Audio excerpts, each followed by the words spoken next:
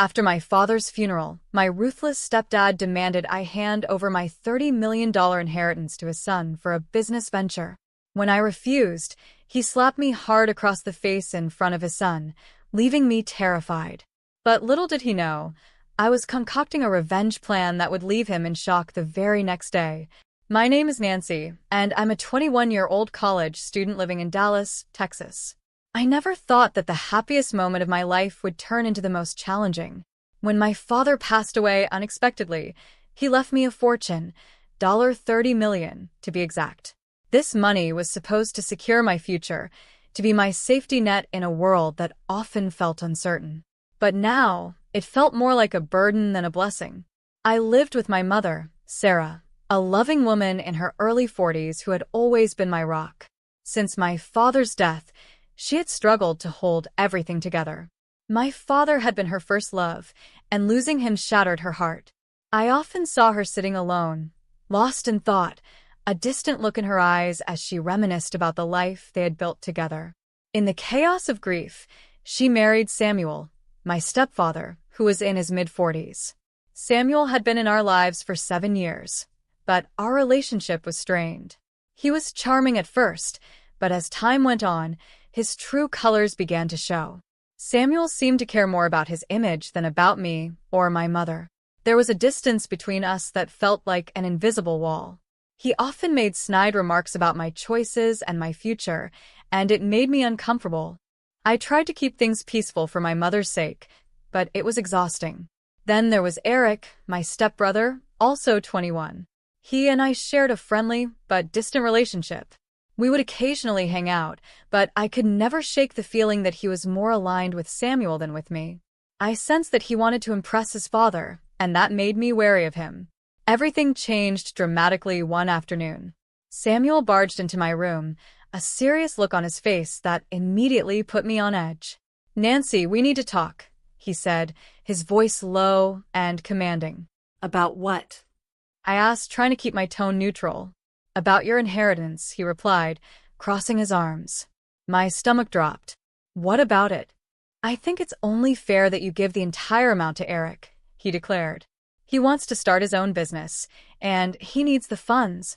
I was taken aback. "You can't be serious. That money was left to me by my father. It's meant to secure my future."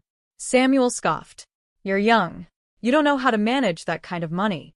Eric has plans, and he needs your help." I felt a rush of anger. "You don't know what my father intended. That money is mine, and I refuse to give it to Eric for some vague business idea." Samuel's expression darkened. "You think you can just ignore your family's needs? You're being selfish." "Selfish? This is about my future. I'm protecting my father's legacy," I snapped back, feeling the tension in the air. But Samuel wasn't done. He stepped closer, his voice lowering to a menacing whisper. "You'll give that money to Eric. It's for the best." Before I could react, he raised his hand and slapped me hard across the face. The sting echoed in my ears, and I could feel the heat rising to my cheeks. Eric stood in the doorway, wide-eyed and shocked. I wanted to cry out, to fight back, but all I could do was stare at Samuel, stunned by his aggression. "Get out." I managed to choke out. "You have no right to do this to me." Samuel smirked, the satisfaction clear on his face. "I'll give you some time to think about it," he said, turning on his heel and leaving the room. I felt a mix of humiliation and fury wash over me. I didn't understand how a man who had been welcomed into our home could act this way. After that confrontation, I felt like my world was crumbling. I didn't know who to trust anymore. My own stepfather was trying to manipulate me, using Eric as a pawn in his game. I spent hours trying to process what had happened, replaying our argument in my head. The next few days were filled with anxiety. I couldn't shake the feeling that something more was going on beneath the surface. Samuel's sudden demand for my inheritance felt too calculated, too sinister. I decided I needed to dig deeper into his activities. Late at night, when the house was quiet, I began my investigation. I started by searching through Samuel's things, looking for clues that might reveal his true intentions. I rifled through papers in his office, searching for anything that could provide insight into his financial dealings. Days turned into a blur of research and sleepless nights. I uncovered emails between Samuel and a woman named Lisa. They talked about something shady, discussing terms that made my stomach churn. The word cryptocurrency appeared frequently, along with mentions of investments that seemed far too risky. I knew I was onto something, but I needed more evidence. I had to be careful, though. If Samuel discovered what I was doing, I could be putting myself in even more danger. With my heart racing, I decided to confront him. I had to know if he was hiding something. "Samuel," I said one evening, trying to keep my voice steady, "what do you really know about Eric's business plans?" He looked at me, his eyes narrowing. "What do you mean?" "I've been hearing things," I pressed. "Things that make me question your intentions." Samuel's expression hardened. "You're being paranoid. Eric has a good idea, and he needs your support." "I don't think this is just about support," I replied, feeling a surge of courage.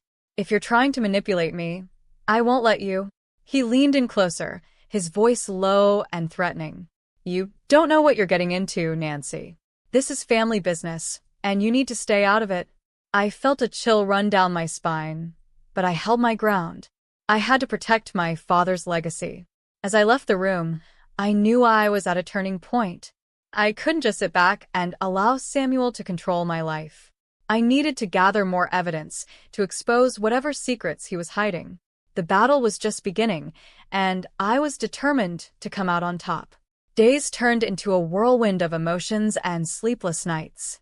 I felt like I was trapped in a nightmare, with my stepfather, Samuel, at the center of it all, pulling strings I couldn't see. The slap he had delivered echoed in my mind, a painful reminder that he would stop at nothing to get what he wanted. I couldn't let him manipulate me any longer. Determined to uncover the truth, I turned my focus to Samuel's shady dealings. I spent every spare moment gathering evidence, piecing together the puzzle of his life. It felt like being a detective in my own home, and I was both exhilarated and terrified. My mother, Sarah, was often distracted by her own grief, lost in thoughts of my father. I didn't want to burden her with my suspicions just yet. She had enough to deal with. One evening, while scrolling through Samuel's emails, I stumbled upon something that sent chills down my spine. There was an email thread discussing a cryptocurrency scheme that seemed highly illegal. Samuel and Lisa were making plans to launch a business that involved laundering money through fake investments. I couldn't believe my eyes. How could he do this? And why involve Eric? I quickly printed the emails, knowing that I had to keep everything discreet. If Samuel discovered what I was doing, it could end badly for me. I stored the papers in a safe place in my room, where I could easily access them later. I needed a plan to expose him, but I didn't know how to proceed. That night, I decided to confront Eric. I thought maybe he would be more open to the truth than his father. If he could see that Samuel was lying, perhaps he would help me expose him. I found him in the living room, engrossed in a video game. "Hey, Eric," I said, trying to sound casual. "Hey, Nancy. What's up?" He paused the game and looked up at me. "I wanted to talk about your dad," I started, carefully choosing my words. "I've been hearing things about his business. I think he might be involved in something illegal." Eric raised an eyebrow, skeptical. "What are you talking about?" "Just things I've found."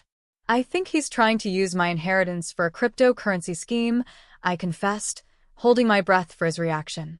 He looked thoughtful, but I could see uncertainty in his eyes. "Dad wouldn't do that. He's just trying to help us." "Help us?" I replied, incredulous. "He wants to take my money, Eric. You have to understand that this isn't just about family. It's about the law."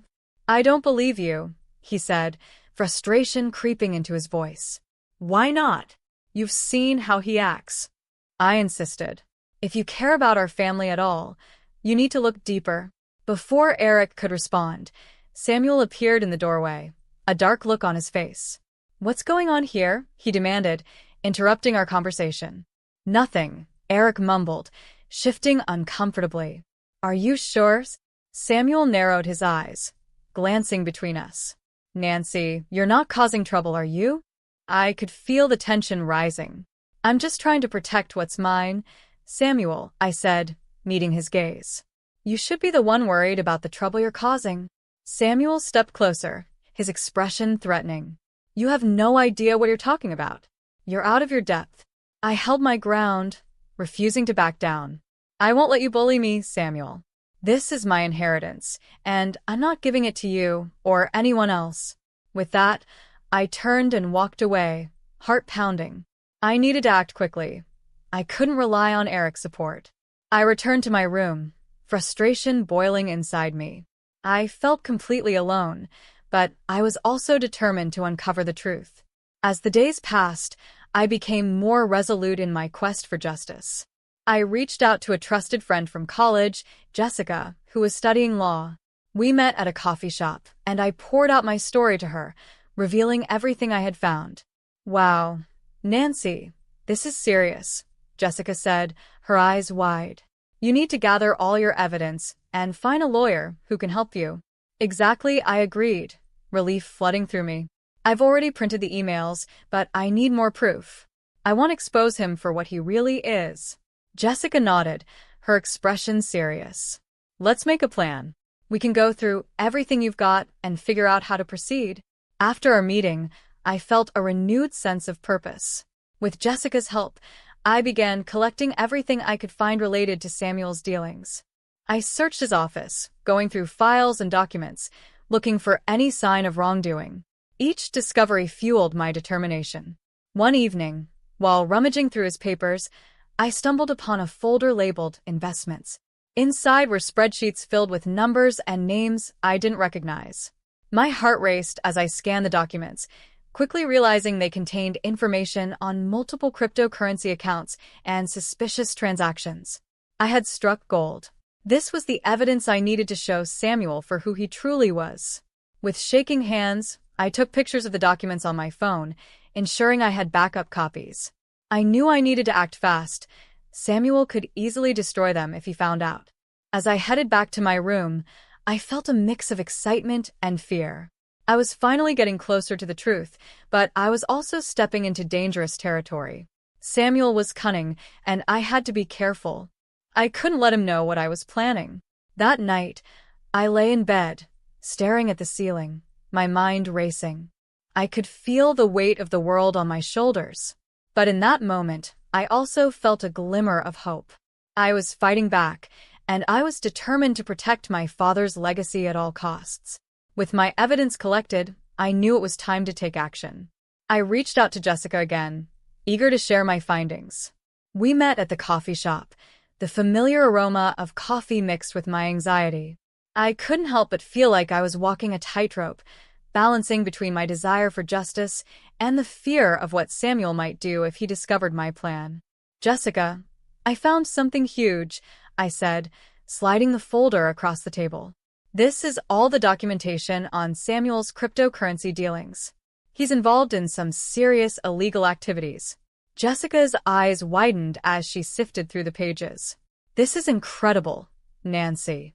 With this evidence, we can approach a lawyer. We can file a lawsuit and make sure he pays for what he's done. The adrenaline surged through me. Finally, I was taking control of my life.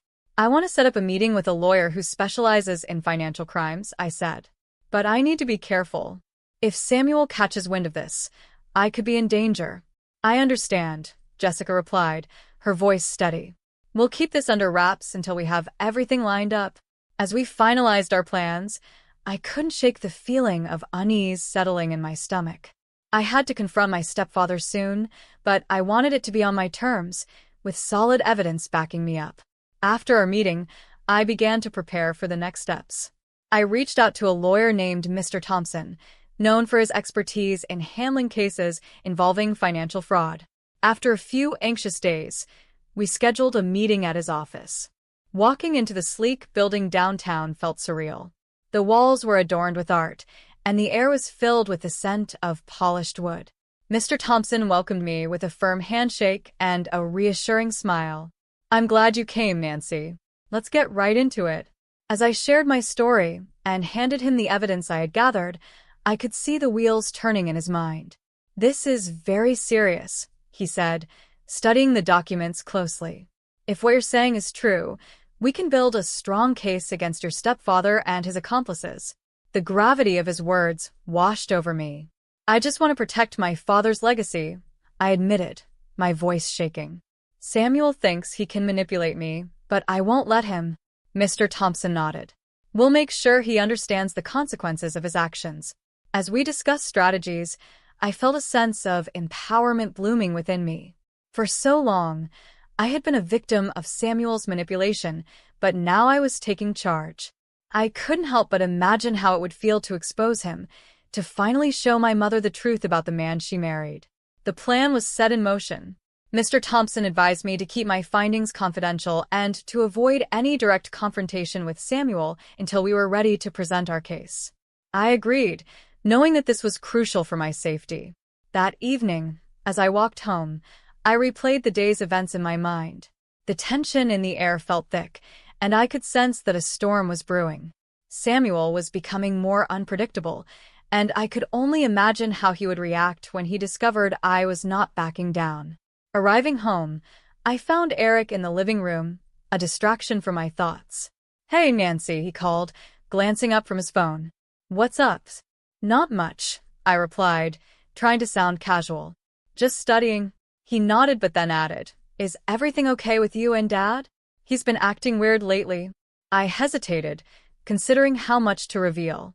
"Just some family stuff," I said vaguely. Eric looked concerned, but didn't push further. "If you need to talk, I'm here," he offered, his tone sincere. "Thanks, Eric," I said, forcing a smile. But inside, I knew this was bigger than our family drama. It was about justice and protecting my father's legacy. As I climbed into bed that night, I felt a mix of hope and apprehension. The battle was just beginning, and I was ready to fight. The day of the courtroom showdown arrived, and I felt a mix of excitement and dread swirling inside me. I had prepared for this moment for weeks, but now that it was here, I couldn't shake the anxiety creeping into my thoughts. My heart raced as I arrived at the courthouse, a towering building that loomed over me like the weight of my circumstances. Jessica met me outside, her presence a comforting reminder that I wasn't alone in this fight. "You've got this, Nancy," she said, giving my shoulder a reassuring squeeze. "Just stay focused on the evidence, and remember why you're doing this." As we stepped into the courthouse, the air was thick with tension. The waiting area was filled with people, some anxious, others hopeful. I spotted Samuel and Eric seated together, their expressions a mix of arrogance and discomfort. Samuel had always carried himself with an air of confidence, but today he seemed unnerved. Perhaps he sensed that the walls were closing in. When our case was called, I felt my heart pound in my chest. The courtroom was imposing, with a judge seated high above everyone else, looking down with an expression of authority. I took a deep breath, clutching the folder containing all the evidence I had gathered. This was it, my moment to reclaim my life. Mr. Thompson stood beside me, his presence grounding. "You'll do great," he whispered as we approached the plaintiff's table. The proceedings began, and the judge addressed the court. "We are here today to address allegations of financial fraud and manipulation. Ms. Nancy, you may present your case." As I took the stand, I felt the weight of my father's legacy resting on my shoulders. "My name is Nancy, and I'm here to expose my stepfather's deceit," I said, my voice steady despite my racing heart. "Samuel has been using my inheritance to fund illegal activities, including a cryptocurrency scheme." I could feel the eyes of the courtroom on me, curious, skeptical, supportive. I continued, detailing the events that led me here, emphasizing the abuse I endured at Samuel's hands. I handed over the printed emails and financial documents to the judge. These emails show the discussions between Samuel and his accomplice, Lisa. They're plotting to launder money through fake investments. Samuel's expression shifted from confidence to disbelief as the evidence unfolded. "Objection," he shouted, trying to regain control. "This is all hearsay." Mr. Thompson stood firm. "Your Honor, these documents are verifiable evidence of the defendant's illegal activities." The judge nodded, allowing the evidence to be presented. I watched as Samuel's facade crumbled. His bravado evaporated, revealing the man behind the mask, one who had exploited my family's trust for his own gain. Next, it was Eric's turn to testify. I didn't know what he would say, but I hoped he'd finally see the truth. As he stepped onto the stand, I held my breath. "I've been confused about my dad's business," he admitted, glancing at Samuel. "I thought he was just trying to help Nancy, but now I see things differently." Samuel shot him a furious look, but Eric continued. "I don't want to be part of this anymore. I support Nancy." The room fell silent. It was a pivotal moment, one that shifted the tide in my favor. I could see Samuel's anger boiling over as he realized he was losing control not just of the situation but also of his son. As the trial progressed, I felt a growing sense of hope.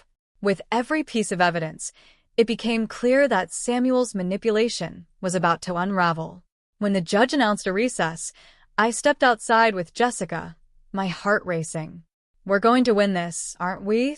I asked, my voice tinged with disbelief. Jessica smiled, her confidence infectious. "You've done everything right, Nancy. Just wait for the verdict." When we returned to the courtroom, the tension was palpable. The judge returned, looking grave. "After reviewing the evidence and testimonies presented, I have come to a decision." I held my breath, waiting for the words that would change my life. "Samuel, Eric, and Lisa are found guilty of financial fraud and conspiracy to commit money laundering." I felt a rush of relief wash over me. Samuel's face twisted in shock and anger, while Eric looked utterly defeated. The judge continued, "You will face the consequences of your actions." As the gavel struck, I could hardly believe what had just happened. My father's legacy was safe, and I had stood up against the man who had tried to manipulate me. Later that evening, as I sat with Jessica and my mother, I felt a wave of emotions wash over me. "I can't believe it's finally over," I said, tears of relief in my eyes. Sarah wrapped her arms around me. "You were so brave, Nancy. I'm proud of you." I knew that while the journey ahead wouldn't be easy, I had emerged stronger and more resilient. Samuel and his accomplices were behind bars, and I had reclaimed my life. With my mother by my side, I was ready to honor my father's memory and build a future filled with hope and integrity. The nightmare was over, and a new chapter was just beginning.